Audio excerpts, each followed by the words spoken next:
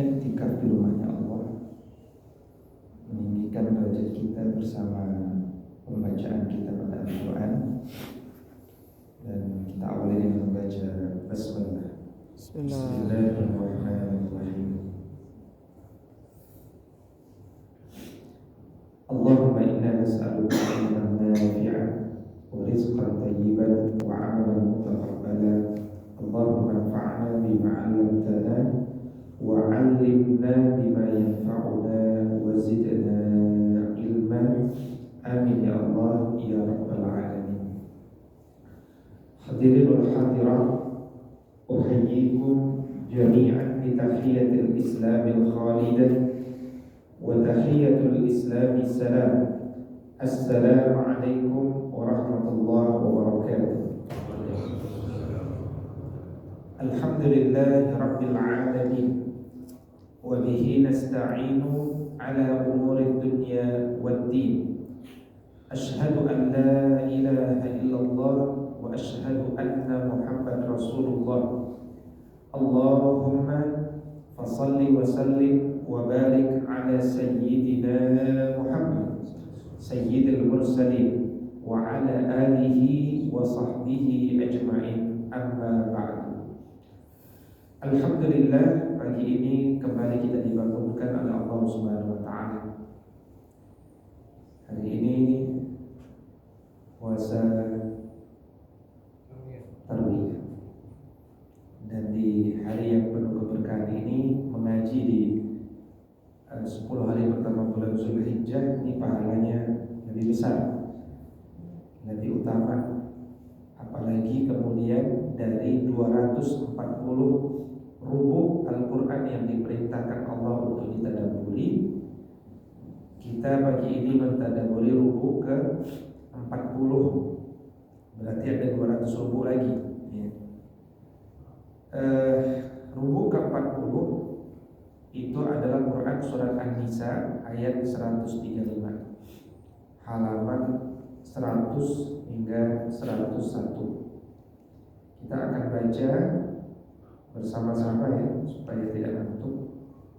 Dan kemudian kita akan ambil pelajaran-pelajaran. Itu ya. Kita baca bersama-sama, saya membaca, sahabat bisa mulai. A'udzu billahi minasy syaithanir rajim. A'udzu billahi minasy syaithanir rajim. Bismillahirrahmanirrahim.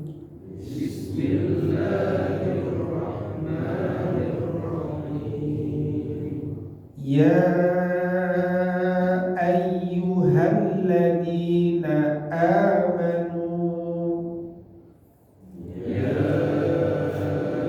ayyuhalladzina amanu, kunu qawwamina bil qisti syuhada'a lillah.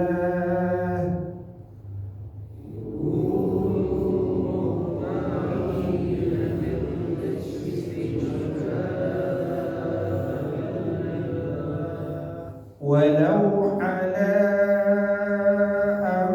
anfusikum awil walidaini wal aqrabin. Walau ala anfusikum awil walidaini wal aqrabin. Iyakun ghaniyan aw faqira.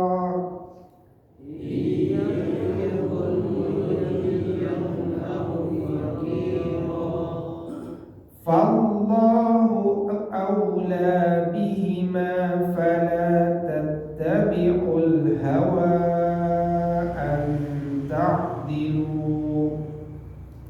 Wallahu awla bihima fala tattabi'ul hawa an ta'dilu. Wa in talwu aw tu'ridu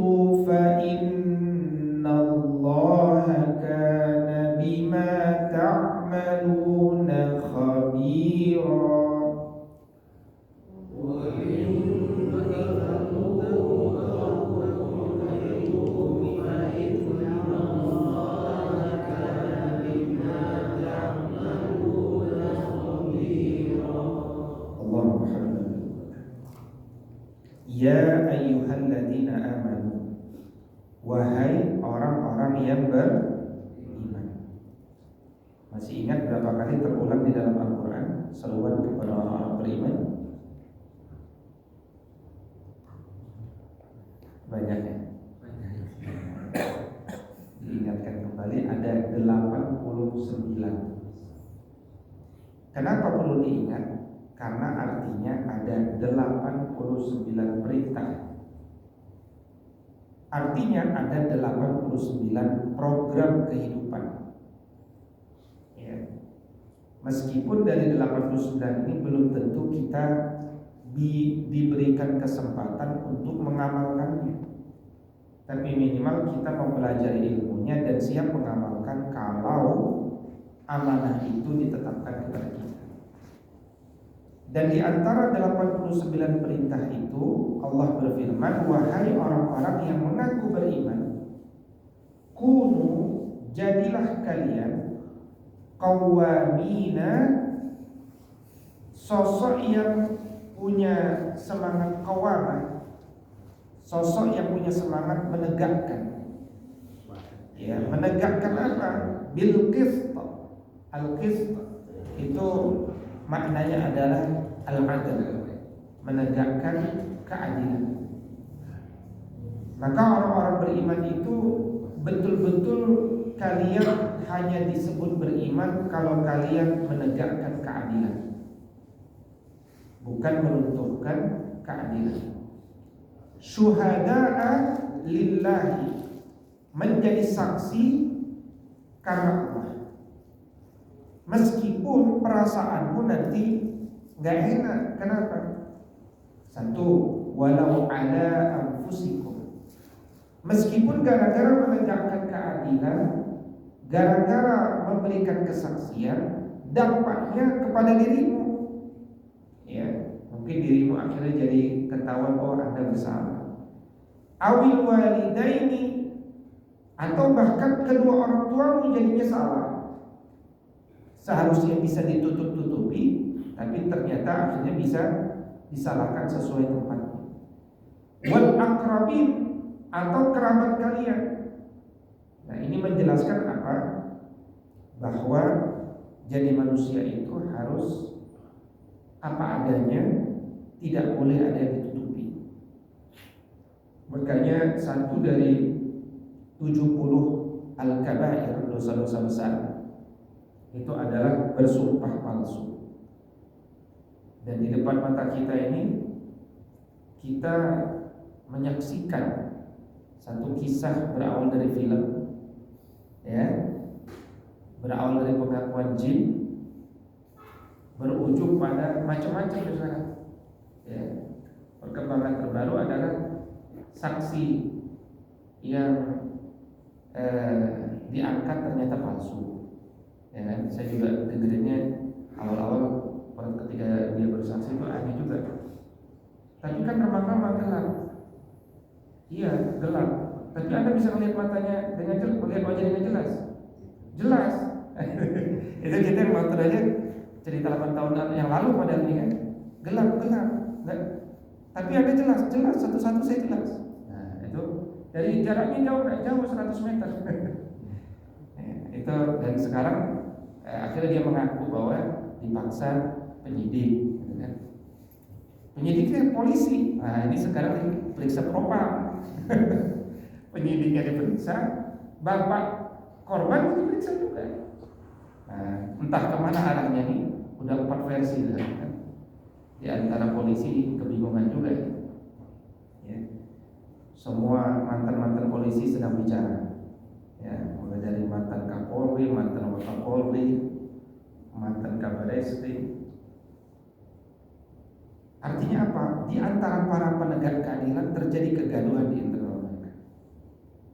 Ya, kita hanya bisa mengamati mudah-mudahan ya kebenaran, tapi kalau tidak tegak di dunia ya di akhirat. Wahai orang-orang beriman, jadilah kalian orang-orang yang menegakkan keadilan, menjadi saksi karena Allah. Meskipun gara-gara kalian bersaksi itu ya diri kalian kena, atau kedua orang tua kalian, atau kerabat kalian. Dan berbuat kebaikan itu plong rasanya. meskipun resikonya menanti. Ya. Dibandingkan kita menutupi, pasti sepanjang hidup kita nggak bahagia. Iyakun ghaniyan au faqiran, meskipun akibat kalian bersaksi itu berdampak pada orang yang tadinya kaya bisa jatuh miskin, yang tadinya miskin malah menjadi bertambah gitu. Sudah dia miskin kena hukum, atau tadi dia kaya, saya bersaksi dia korupsi, jadi semua kekayaan korupsi dimiskinkan jadi miskin. Ya, kita jangan terlarut dengan perasaan. Jadi kalau bersaksi itu bersumpah atas nama Allah. Bersaksi jangan salah, karena kalau salah bersaksi dampaknya kesimpulan bisa macam-macam. Gitu kan? Fallahu, maka Allah aula bihima, lebih tahu keutamaannya, kemaslahatannya. Fala tattabi'ul hawa, jangan ikuti, jangan turuti hawa nafsumu, an ta'dilu, karena ketika engkau ingin menegakkan keadilan, jangan kau ikuti hawa nafsumu. Karena kalau kalian ikuti hawa nafsumu, keadilan itu bisa tidak tegak, yang ada adalah penyimpangan. Wa intalu, jika kalian bermain kata-kata, ya, memutarbalikkan kata-kata, autu'ridu, atau karena diancam nggak jadi, mundur jadi saksi ahli gitu. Fa innallaha, maka sesungguhnya Allah, kana bima ta'maluna, adalah dengan apa-apa yang telah kalian kerjakan, khabira, maha mengetahui, maha mengabarkan. Nah, ini memang kalau kita baca Quran itu hendaknya kita membaca pelan-pelan, satu potong-potong, daripada kita membaca kejar setoran tapi nggak dapat pesan. Ya, ayat ini kalau dibaca dengan nikmat, maka dia akan masuk ke dalam jiwa kita. Jiwa kita pun berkesan. Karena terkesan dengan maknanya, kesan itu akan mendorong kita untuk beramal. Di antara pelajaran yang kita bisa tegakkan adalah, wahai orang-orang beriman, marilah kita saling tolong-menolong dalam menegakkan keadilan secara profesional. Nggak usah jauh-jauh di tingkat hukum. Misalkan saya di sekolah saya, sekolah adat, saya pembina.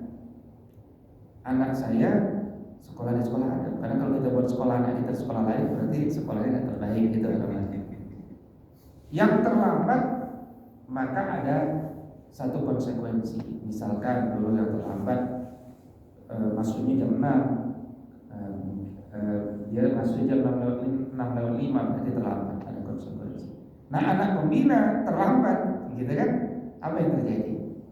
Nah, sama, karena sudah terjebak pada ekosistem, gitu kan? Nah, itu yang disebut adalah menegakkan keadilan. Ya, anak saya ini konsekuensinya apa? Di depan, gitu.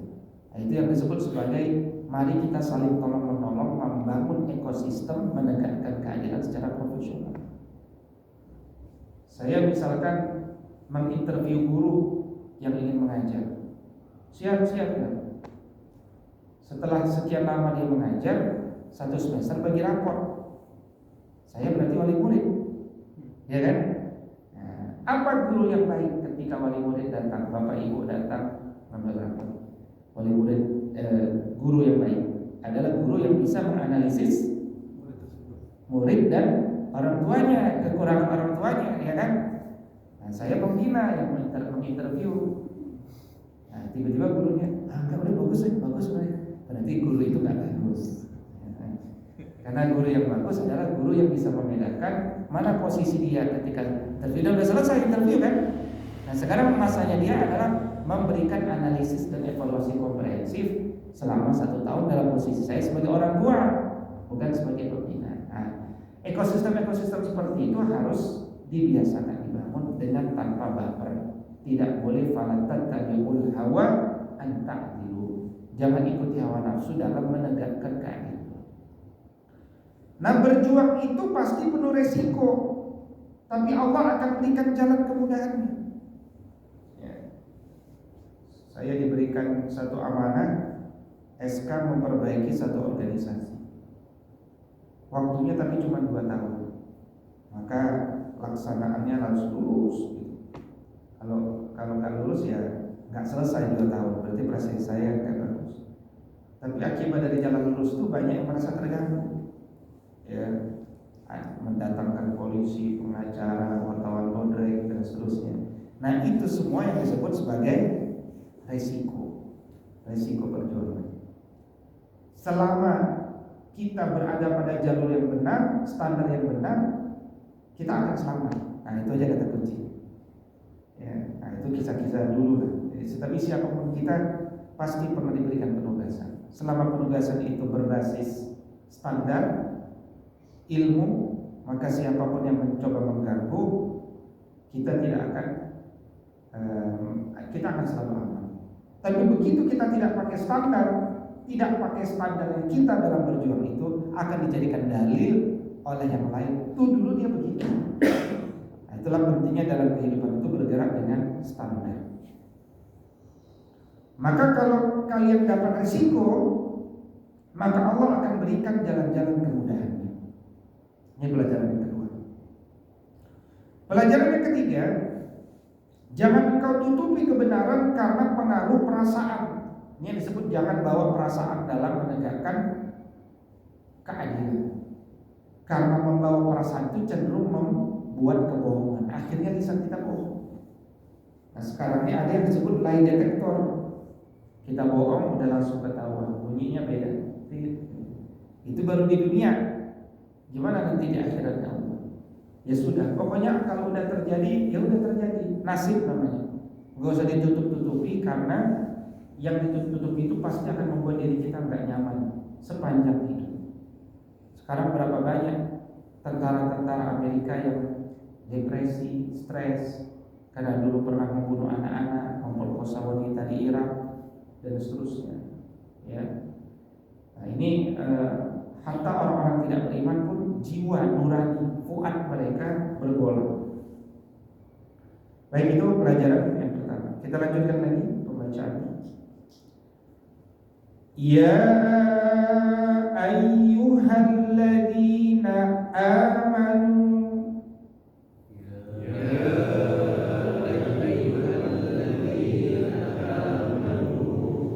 aminu billahi wa rasulih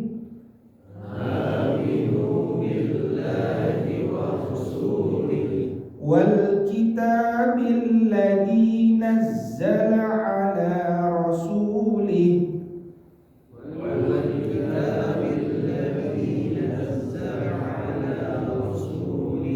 wal kitabil ladzi anzala min qabl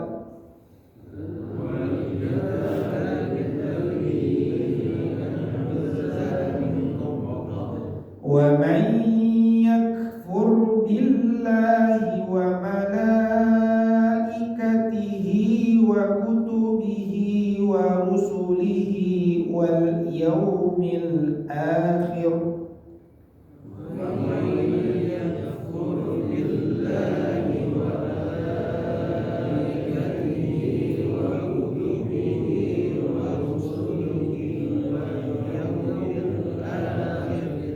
faqad dhalla dhalalan ba'ida.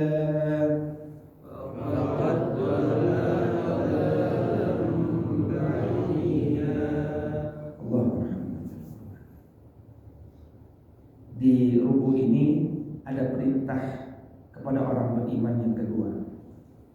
Setelah tadi yang pertama kita diperintahkan untuk menegakkan keadilan dengan profesional, dengan tidak bawa perasaan, maka di perintah yang kedua ini kita diperintahkan untuk membaguskan, menyegarkan kembali rukun iman kita.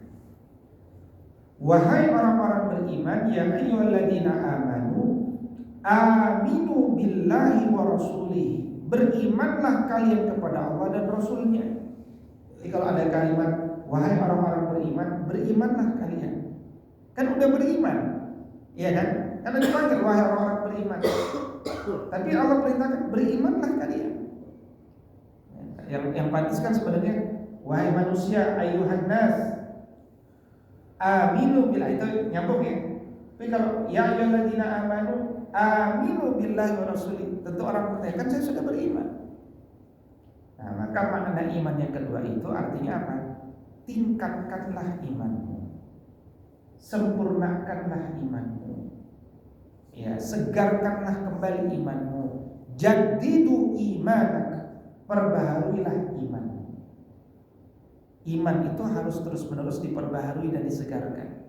Makanya sehari minimal 9 kali kita membaca asyhadu an la ilaha illallah. Padahal udah beriman, disaksi lagi, baiat lagi, wa asyhadu anna Muhammad Rasulullah. Itu kan berjanji lagi. Karena al-iman yazid wa yanqus. Iman itu bisa naik, bisa turun. Maka perbaharui. Aminu billahi wa rasulihi, berimanlah kepada Allah dan Rasulnya, wal kitabil ladzi, dan berimanlah kepada kitab-kitab yang nazzala ala rasulihi, yang telah diturunkan kepada Rasulnya, yaitu Al-Quran. Wal kitabil ladzi anzala min qabl, dan kitab-kitab yang telah diturunkan kepada Rasul sebelumnya. Ya. Jadi kalau disebutkan wahai orang-orang beriman, berimanlah kalian kepada yang tadi disebutkan Allah, Rasul kita. Itu artinya bahwa hidup kita sebagai orang beriman hendaknya diisi untuk menyempurnakan. Menyempurnakan apa? Dua hal perkara. Sempurnakan iman, sempurnakan Islam. Dan sempurnakan iman dan Islam itu dengan ihsan. Ihsan itu apa? Excellent. Jadi kalau dulu imannya belum excellent, sempurnakan dengan excellent. Islamnya belum lengkap, lengkapi dulu. Lengkapi dulu. Yang belum haji, haji. Ya. Tetapi yang sedang berhaji atau sedang umrah, wa atimmul hajja wal umrata lillah. Bicaranya bukan kerjakanlah haji lagi tapi di sana, tapi bicaranya sudah wa atimmul hajj, apa? Sempurnakan. Sempurnakan itu artinya apa? Haji. Di tanggal 8 Zulhijjah orang lain langsung ke Arafah, dia nampak tilas dengan jalan kaki dulu dari Mekah ke mana? Mina. Nah, wukuf dia di Mina, ya, mabit dia di Mina. Nah, ini sunnah ini, sunnah. Langsung ke Arafah gak ada masalah. Dia mabit dulu di Mina. Besok pagi, berarti hari Saudi kapan? Besok ya? Besok ya? Besok ya? Wukuf hari ini. Pagi ini berarti ini kan jam 6, berarti masih jam 2 pagi. Nah, ini sedang mabit di Mina. Begitu sholat subuh, habis subuh jam 6, nah, itu disunahkan jalan kaki. Jalan kaki dari Mina menuju tujuannya ke Arafah. Tujuannya apa? Di Arafah di mana? Kemana tujuannya? Ada yang udah berhaji belum? Udah kan? Udah. Tujuannya kemana di Arafah ini? Belum. Tujuannya ke Masjid Namirah dulu. Nah, ini sunnah. Sunnah. Nah, yang disebut menyempurnakan itu begitu. Jalan menuju Namirah. Kenapa menuju Namirah? Karena kita menuju mendengarkan khutbah di Masjid Namirah jam 11:30. Nah, itu semua orang pada ngumpul di sekitar Masjid Namirah. Dan Masjid Namirah itu terbagi dua, ada Musdalifah, ada Arafah. Pastikan kita berada di Arafah. Ya, bagian Arafah. Disitulah umpuk-umpukan orang itu 11:30 sampai jam 12. Dengerin khutbah pakai bahasa Arab, nggak ngerti dah gitu kan. Pokoknya di situ gitu. Ngerti ya. Kalau dia sedang Allahumma berarti doa, amin gitu kan. Tapi jamaahnya penuh sekali di sana. Dan nggak bergerak, itu yang bikin orang tuh semakin bersabar di sana. Kalau bergerak kan orang nyaman. Ini nggak bergerak, gini aja kan. Dan panas. Nah, itu namanya sunnah. Setelah jam 12 baru nyebar ke camp di Arafah. Kalau dapat, ya, kan gak ke rombongan berarti ya kan? Rombongan mungkin pada sepuh-sepuh nggak disuruh ke sana, langsung diantarin ke mana tenda. Nah kita kan nyari sendiri, ya kan? Nyari sendiri. Indonesia itu bukan di Arafah, tapi di Arafah Jadid. Arafah Jadidah, ya kan? Cari lagi yang tidak dapat. Itu yang disebut wa atimul hajja wal umrata, sempurnakan. Dengan apa? Dengan napak tilas. Jadi hidup ini diberikan Allah untuk menyempurnakan iman, menyempurnakan Islam, dan menyempurnakan ihsan. 3 perkara. Ya. Apa saja kitab-kitab yang diturunkan kepada sebelum kita? Pertanyaan sebelum itu, ada berapa rasul yang diutus dalam sejarah kehidupan kita? Berapa jumlah rasul kita?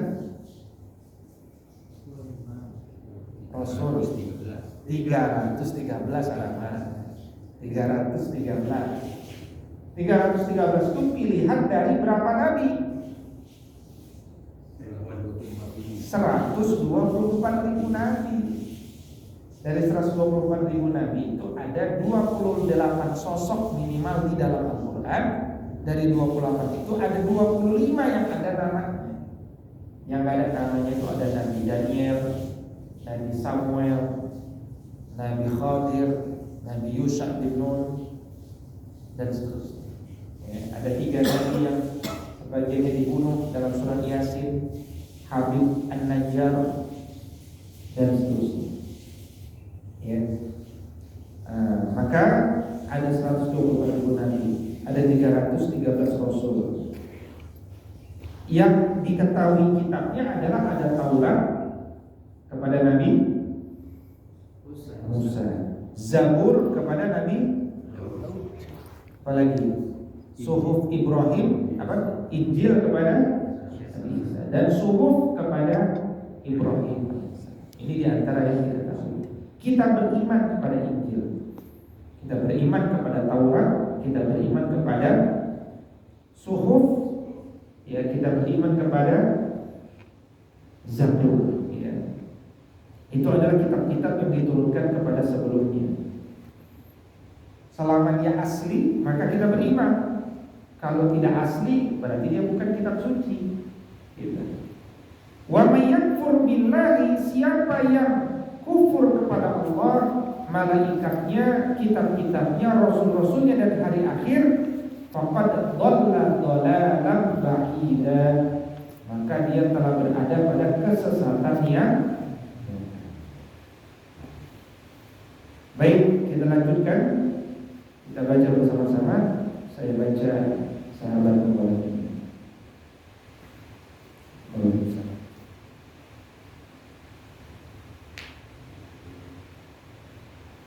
Innal ladina amanu summa kafaru summa amanu summa kafaru summa izdadu kufran. Innal ladina amanu summa kafaru summa amanu summa kafaru summa izdadu kufran. Lam yakunillahu liyaghfira lahum wa la liyahdiyahum sabila. Lam yakunillahu liyaghfira lahum wa la liyahdiyahum sabila. Basyiril munafiqina bi anna lahum adzaban alima. Basyiril munafiqina bi anna lahum adzaban alima.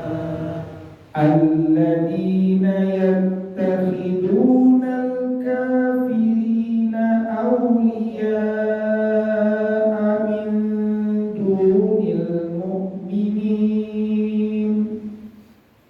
Alladzina yattakhiduna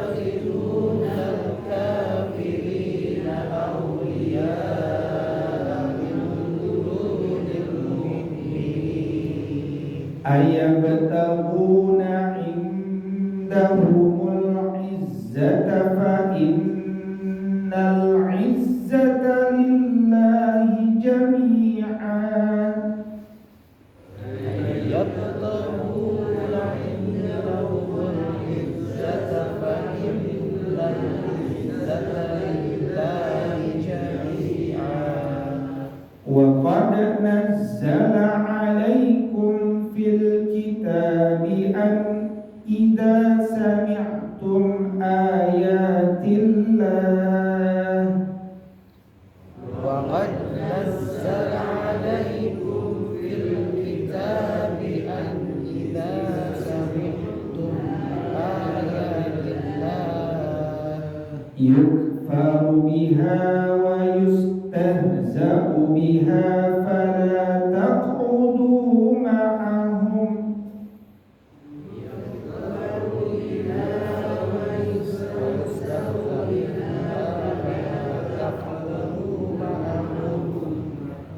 حتى يخوضوا في حديث غيره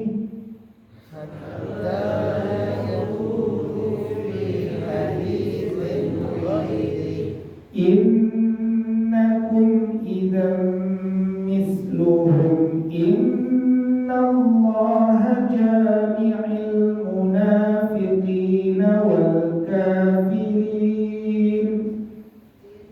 إن الله جامع المنافقين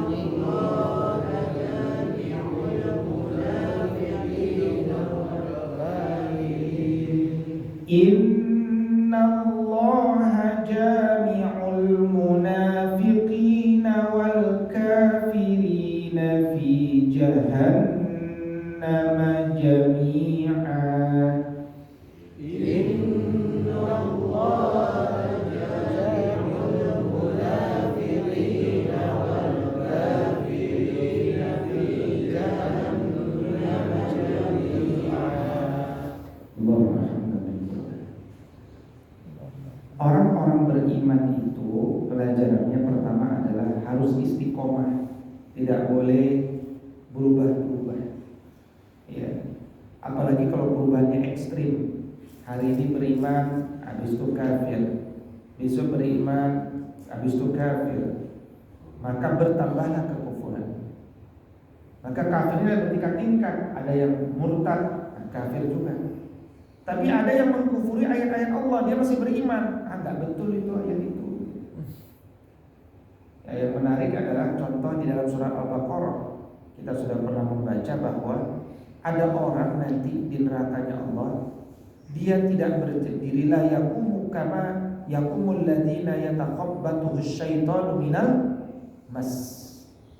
Nanti ada orang fenomena di neraka itu, dia berdiri seperti orang yang sempoyongan, seperti kemasukan jin, sempoyongan seperti mabuk.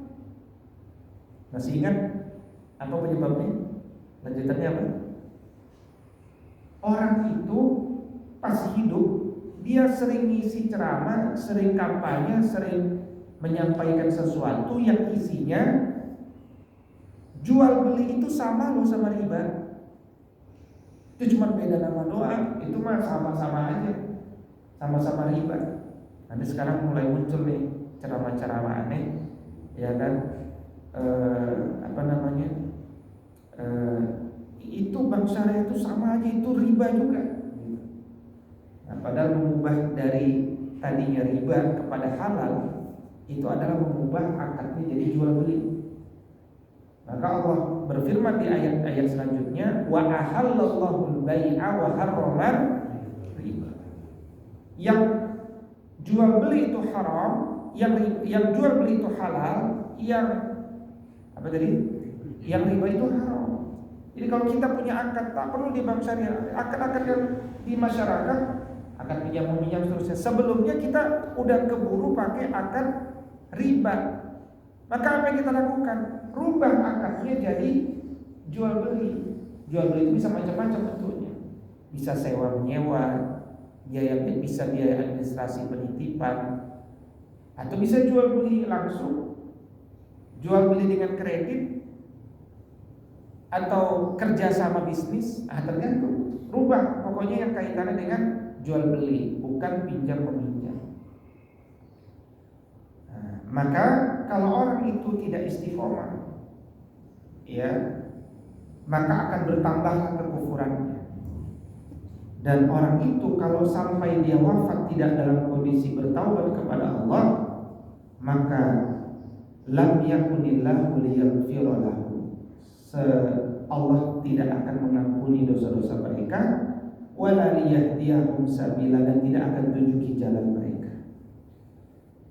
Nah, siapa orang yang kemudian di depan orang beriman kelihatan bersamanya, tapi di komunitasnya dia bersama mereka? Nah, itu adalah ciri orang-orang munafik. Dan sejarah itu akan selalu berulang, di mana ketika ada ujian, Allah ingin mengetahui mana yang beriman dan mana yang munafik. Indonesia misalkan, ketika negeri ini dijajah, jumlah penjajahnya banyak kan? Enggak banyak, ya kan? Ribuan lah, 1000 VOC itu 1000 orang. Yang dijajah ini banyak jumlahnya, jutaan ini. Tapi karena kita mental budak pada saat itu, di mana sistem diciptakan tidak lagi bergantung kepada Allah, akhirnya Diponegoro bingung kan? Yang diserang Diponegoro siapa? Orang sendiri, yang bajunya baju penjajah. Kenapa ada bangsa sendiri pakai baju penjajah? Kenapa ada gubernur, wali kota, bupati, adipati, ya, yang mereka justru bekerja atas nama penjajah padahal di negeri kita? Nah, itu sudah terjadi sejak dulu, supaya Allah mengetahui mana orang-orang munafik, mana orang-orang beriman. Yang kayak gini mungkin berulang nggak? Mungkin. Makanya kita perlu ambil pelajaran. Nah, apa persoalan bagi orang-orang munafik? Ini ayat-ayat selanjutnya bicara tentang kemunafikan. Yang menarik ya, Allah menggunakan kalimat begini: basyiril munafiqin. Kasih kabar gembira sama orang-orang munafik. Basyiril munafiqin, kasih kabar gembira kepada orang-orang munafik. Bi anna lahum azaban alima. Mereka itu nanti dapat azab yang pedih. Ya, maka nanti ayat-ayat selanjutnya kita akan baca posisinya orang munafik itu nanti di neraka. Di neraka itu posisinya fidarkil asfala safil, di aspal. Kayak kita jalan itu di aspal kan? Di aspal itu berarti paling bawah. Nah, orang munafik itu di aspal, di bagian lapisan bumi lapisan neraka yang paling bawah. Basyiril munafiqina bi anna lahum azaban alim. Makanya kita kalau bicara orang munafik itu kita harus lihat diri kita. Kita ini punya nggak debu-debu kemunafikan? Dan orang-orang munafik itu, dia di antara kebiasaannya apa? Alladzina yattakhidunal kafirina awliya'a min dunil mu'minin. Dia biasa mengambil orang-orang kafir sebagai awliya, sebagai teman, sahabat, pelindung. Kalau berkoalisi itu mendingan koalisi sama orang-orang kafir. Dia tinggalkan orang-orang beriman. Ayabtahuna, apakah kalian sedang mencari indahum di sisi orang-orang kafir itu al-izzah. Al-izzah itu harga diri, kehormatan, perlindungan. Padahal fa innal izzata lillahi jami'an. Izzah itu milik Allah. Kemarin beberapa pejuang Palestina memposting satu video tuh di Instagram, video tentara Israel yang sedang sholat di belakang mobil patroli. Tentara Israel kan ada orang Muslim, ya, ada orang Arab, ada orang Palestina. Tentara Israel, warga negara Israel itu Muslim ada. Ya pas waktu sholat dia sholat.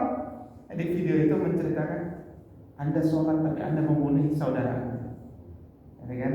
Silakan Anda berpikir sendiri. Anda sholat tapi Anda membantu penjajah menguasai Palestina dan membunuhi orang-orang di dalamnya. Notabene itu adalah saudara Anda yang sama-sama sholat.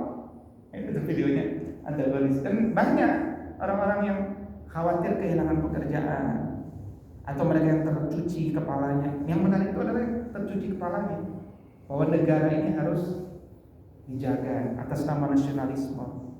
Palestina harus dikuat. Itu realitas kita. Itu Muslim itu. Muslim Israel namanya. Muslim Israel. Ya.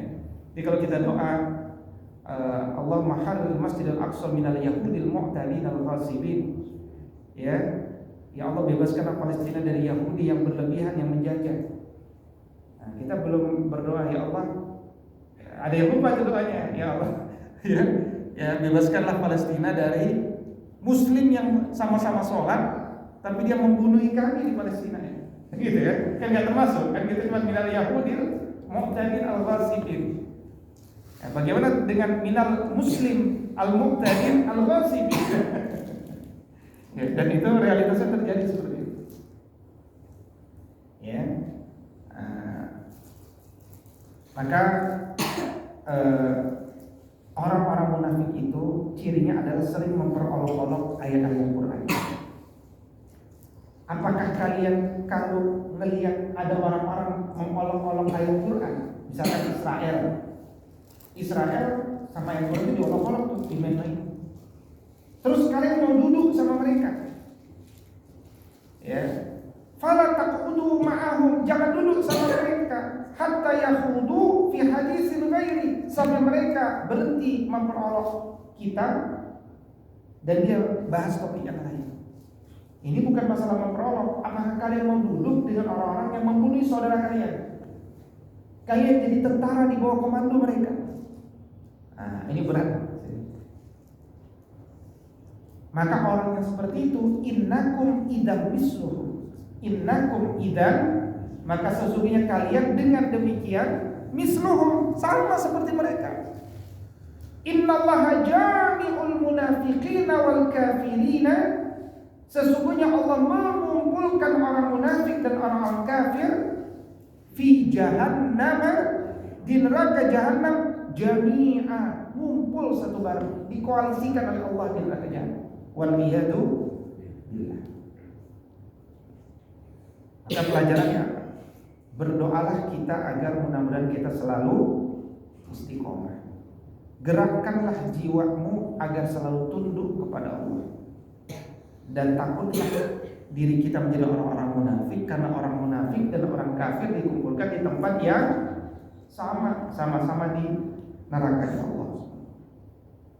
Sampai di sini ada yang mau ditanyakan?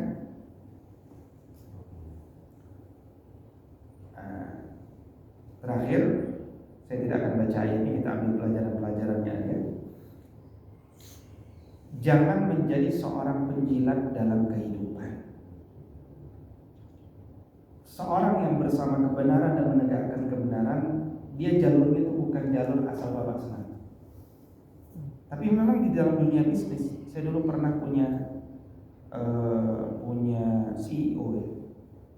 Justru dia itu jadi CEO karena dia ngomong sama CEO-nya dulu ketika dia bekerja, itu ngomong apa adanya. Saya tidak setuju Bapak ambil keputusan ini, begini. Padahal dia posisinya cuma biasa, sales gitu ceritanya. Saya nggak setuju Bapak begini. Ini bro. Tapi ternyata CEO yang benar itu senang dengan ada analisis yang benar gitu. Itu kayaknya kalau CEO-nya benar, ya dia akan senang dengan ini. Ya, saya misalkan buat sekolah tadi, kita belajar profesional. Gimana sih kita mengukur guru-guru itu dia baik apa enggak? Kan nggak boleh kita mengukur asal like or dislike, nggak adil tadi. Akhirnya saya buat 8 standar. Tahu nggak apa salah satu standar guru yang baik itu? Salah satunya standar keempat itu adalah dia kritis selama jadi guru. Kritis itu artinya apa? Dia harus kasih masukan. Kok ada guru aja kasih kerjaan bagus, tapi dia nggak pernah kasih masukan. Itu berarti nilainya 0. Gitu. Itu akan mendorong orang kasih masukan. Dan di lingkungan pendidikan itu tak boleh ada yang baper, yayasan nggak boleh baper, wali murid nggak boleh baper, apalagi guru nggak boleh. Semuanya harus sering kasih masukan, nasihat. Nah itu ekosistemnya akan berjalan, bukan asal bapak sama. Nah itu kan harus bisa dibuat ekosistem, alat ukur sehingga terbentuk. Jadi kalau dia nggak pernah ngasih masukan ya salah dia, nilainya 0 di poin sadar nomor 4 gitu guys. Kemudian Allah memberikan motivasi orang-orang kafir jangan ditakuti, di akhirat dia nggak akan memberikan bahaya bagi kalian sedikit pun. Ya. Nah kemudian ini ada satu motivasi lagi nih yang kaitan juga mungkin dengan bapak-bapak juga nanti bisa diterapkan dalam kehidupan hari ini. Usahakan agar apa yang engkau miliki tidak berpindah tangan menjadi milik orang-orang kafir. Nyambung ya? Nyambung. Lingkungan dan nyaman-nyaman, antum pengen pindah, ya silakan kalau mau pindah dari perumahan. Tapi pengganti antum Muslim. Itu nggak usah diajari. Nah yang lain juga begitu. Ya, di perusahaan juga begitu. Ya kita sosokan tidak ini itu kan, dia itu begitu. Ya. Jadi semua orang itu punya ideologi begitu. Nah, tapi di sini ada justifikasi. Jangan sampai berpindah kepemilikan itu menjadi milik orang-orang kafir. Itu tanggung jawabnya besar karena gara-gara kita itu ternyata dia seorang misionaris. Satu orang misionaris terbaik itu bisa membuat satu komplek hilang semua. Dan itu sudah terjadi. Di Cianjur itu sudah banyak, satu desa udah non muslim semua. Ya, itu Cianjur. belum Papua, belum mana kan Cianjur. Kita belum bicara Subang, belum bicara Sukabumi. Orang-orang yang dididik untuk mengubah agama seseorang berhasil. Ya. Baik, ala kulli hal, ini baru pertengahan, tapi insya Allah sebagai motivasi ayat 40 ini mengingatkan kepada kita untuk berhati-hati menjadi orang-orang munafik. Ya, ciri orang munafik itu kalau sholat malas-malesan, kalau zikir malas-malesan, tidak pernah bercita-cita menjadi orang yang ibadahnya khusyuk. Ya, dan munafik itu tadi saya sebutkan berada di lapisan paling bawah neraka jahanam. Maka segera bersihkan diri kita dari debu-debu kemunafikan dengan cara lakukan islah, perbaikan sedini mungkin.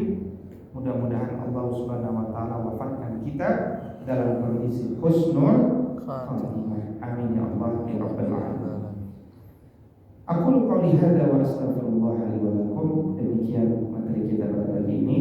Kita tutup bersama-sama dengan doa kafaratul majlis. Subhanakallahumma wa bihamdika asyhadu an la ilaha illa anta astaghfiruka wa atubu ilaik. Assalamualaikum warahmatullahi wabarakatuh. Waalaikumsalam warahmatullahi wabarakatuh.